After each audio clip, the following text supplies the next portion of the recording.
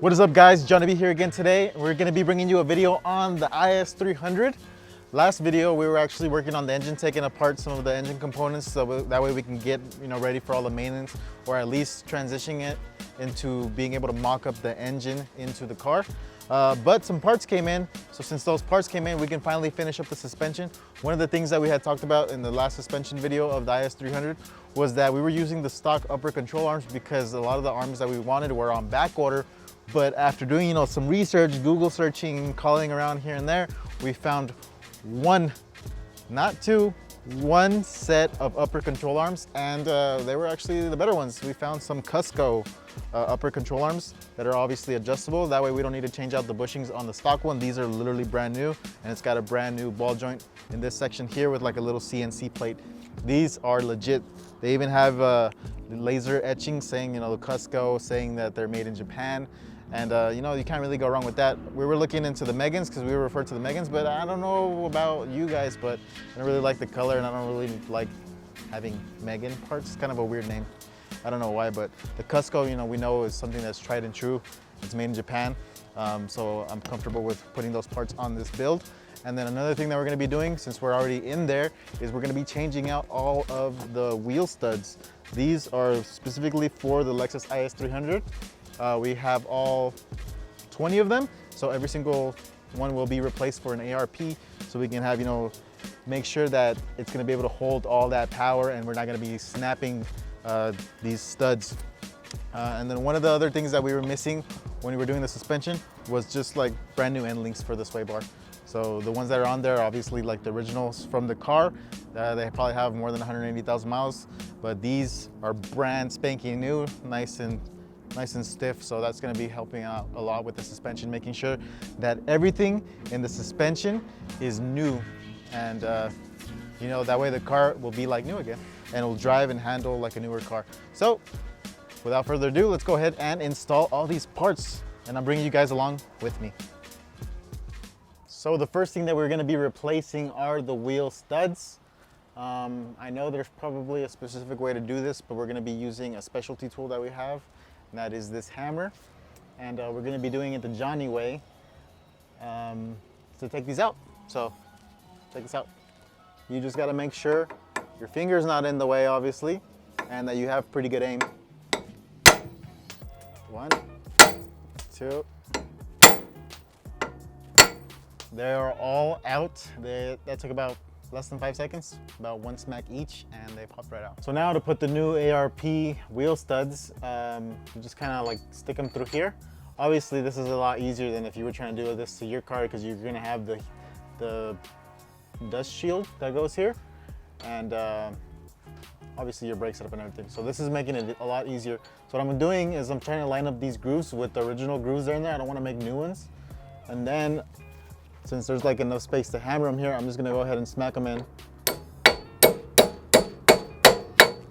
And normally if you're having a hard time putting these in, you could also use a wheel nut and tighten down the wheel nut, and it'll actually pull this in if you're having a lot of trouble putting these in. But these are actually going in pretty easy. So we're just gonna keep doing it until we put all of the new wheel studs in.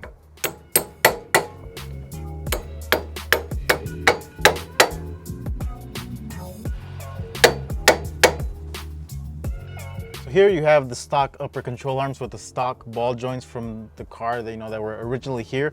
The rubber's obviously not been torn through. It's a little bit stiff, but that's fine. It hasn't been leaking out grease. But these do have around 180,000 miles. So if we grab this right now and shake it, you guys can hear how loose this ball joint actually is.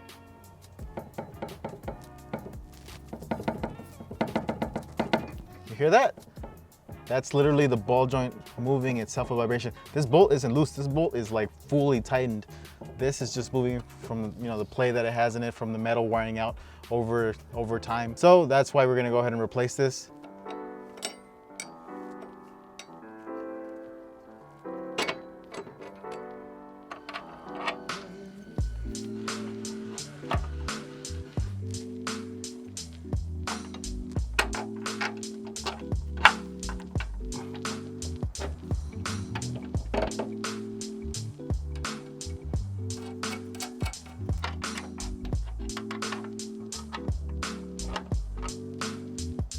So there it is, the Cusco upper control arm is mounted. We didn't adjust it, we left it as is because that kind of keeps the camber at 0. If we ever need to adjust it, we know we can add a camber. Let me go ahead and show you guys what we don't have anymore. Look at this, I'm literally moving the whole car, whereas before you could hear the ball joint just smacking up and down. We won't have that issue. And I'm guessing, you know, this is an educated guess, that that would probably be rattling on the road or on the street, you know, depending on how the pavement was. And that would probably be causing kind of an annoyance with driving. And with this way, you know, we can make sure that the whole suspension is gonna be nice and tight, no squeaks, no cracks, no noises pretty much is what I'm trying to get here. Because we want the car to be nice and comfortable. We want the car to be enjoyable as a daily driver. So now the last part of the suspension that we need to swap out that we didn't get a chance to are the end links. These are still the original ones that were with the car. So let's go ahead and remove them.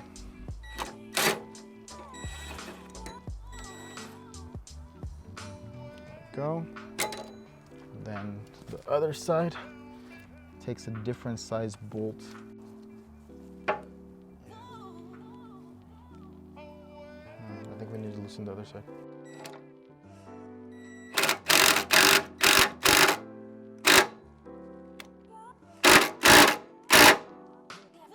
So we are finished installing all the parts that we needed to install to finish up, you know, buttoning up the front of the suspension.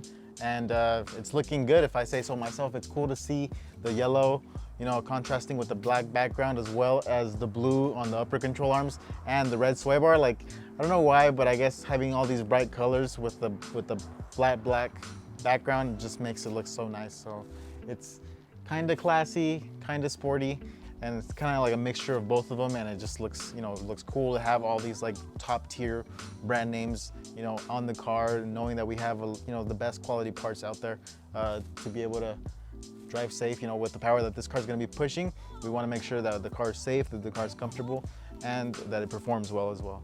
So as always, I hope you guys enjoyed the video. You guys have a great day.